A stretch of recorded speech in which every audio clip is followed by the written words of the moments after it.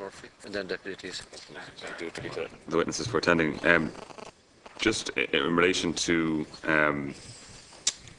the costs resulting out of the legal aspect of this deal not going to completion, the money that's going to be paid out in terms of the settlement gets paid over a 5-year period.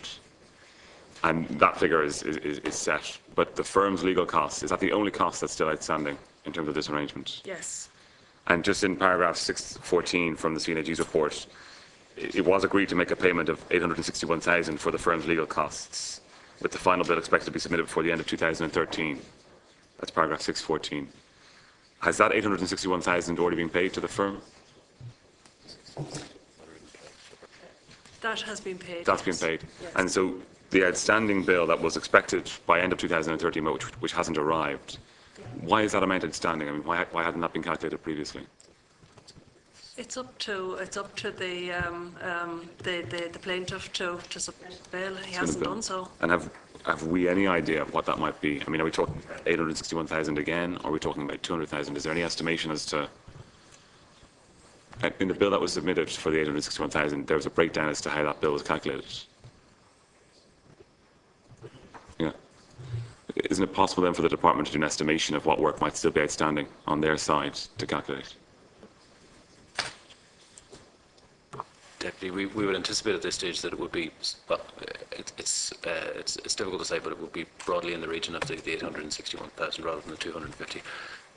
It will then, once it's submitted, it'll obviously go to taxation, to the taxing master, and then we'll have that's due to come in. You think it'll be more in the region of 860 rather than, okay, so it'll be a high figure. Than 250, but I mean, I wouldn't like to say, no. It's impossible to say. But have you attempted an actual calculation based on the first bill that was received as to what the second bill might be? No, we haven't. We wouldn't have the expertise for that anyway. I mean, the Chief State Solicitor might advise, but we haven't attempted that calculation yet, but we would anticipate that it would be broadly in that region. Okay. And then go to taxation, obviously. And that anticipation of that figure, though, is based on what exactly? How do you anticipate that it would be that higher figure if you aren't able to make a rough calculation?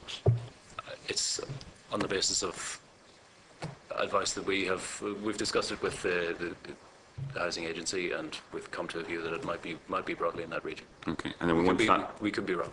And once that bill comes in and the costs for this deal are then closed, I mean, we have a final figure as to what was incurred by the state. Okay. And so the second question I wanted to ask was in relation to the site today. The valuation is 2.8 million. No, the valuation now today is up to 5 million. Today. And what's the use of the site today? At present, it's been temporarily used as a national school. Vacant since when? It has been vacant since 2012. 2012. And in terms of then managing that property on the OPW side, what are the plans for that site? Well, we, at the minute, with that occupancy 13 to 14, we would be reconsidering that site and for disposal or other state uses, not yet identified. But you haven't decided between disposal or other state uses yet? Not. It's presently in use as a site with the national school, and following that, we would then look at it as for other uses. And when you make that decision, will you make that as a financial decision, or what? You know, because say the value increases again, and you decide that you would like to. Yes, we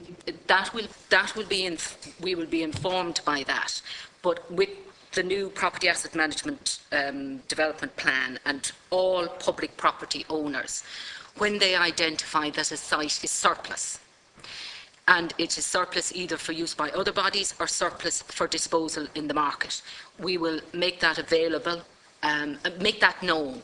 Other public bodies may wish to kind of say that they have a use for such a site or other sites. If that was the case, we then will enter legal arrangements with them, and we would be a value at the market price with the discount in that situation if it's another public sector user. If not, we would take a view on its disposal in the market. The Department of Education could be a preferred bidder on the site? Yes, but before it even went to the open market? Before it went into the open market, yes. You might have other public bodies who would ascribe a use to that site. And then they could acquire that site then at a discount? They would acquire that site as a discount. This is what we are giving effect to in relation to a property register of all state property, and from all public property owners. And then using that, people will identify through it assets that are surplus. Now, that could be assets of property for disposal, but it also could be that they have accommodation space in their building available for somebody else to come and occupy. So it could be, so it's about sharing and coordination. We're also putting in place a property managers network across property estate owners where there will be a sharing of knowledge around these, and where this is what I'm talking about in terms of the coordination. There will be better exchange of information about property assets so we can maximise for the taxpayer the use and disposals ultimately. Just to be clear with this site though, sorry, is that after 2014 you're going to then take a look at this site and decide whether we you may dispose? be doing it sooner because the Department of Education might be asking us in relation to a longer term use for a school. But they haven't asked you yet? Well, there are indications that no, but not directly. It's now, Okay. It's a temporary use. Thank you.